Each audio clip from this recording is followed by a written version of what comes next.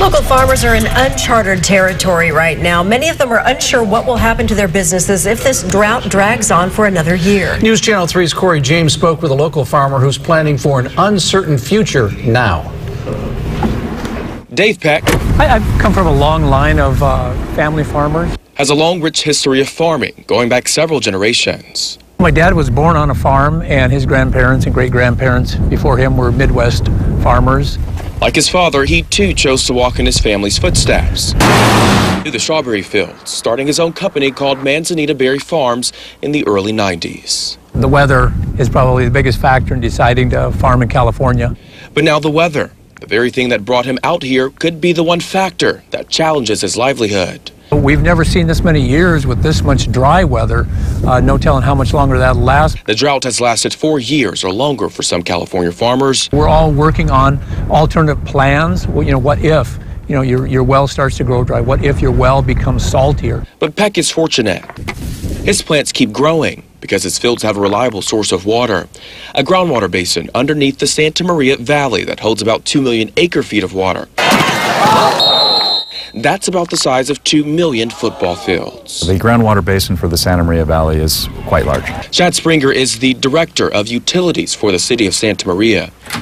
He says Santa Maria uses about 13,000 acre-feet of water a year, a blend of state water and groundwater. 2 to 3 million acre-feet of water in the groundwater basin, that's still a lot left over.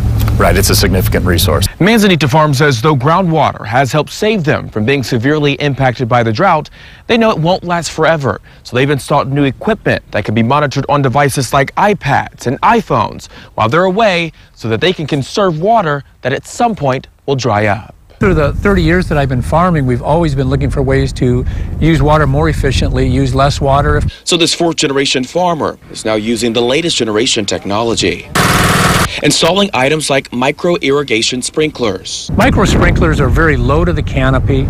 They don't throw very far, maybe about 10 or 15 feet to the sides and only a couple of feet high into the air. So the water's spending less time in the air. You're getting less evaporation from the sprinkler itself.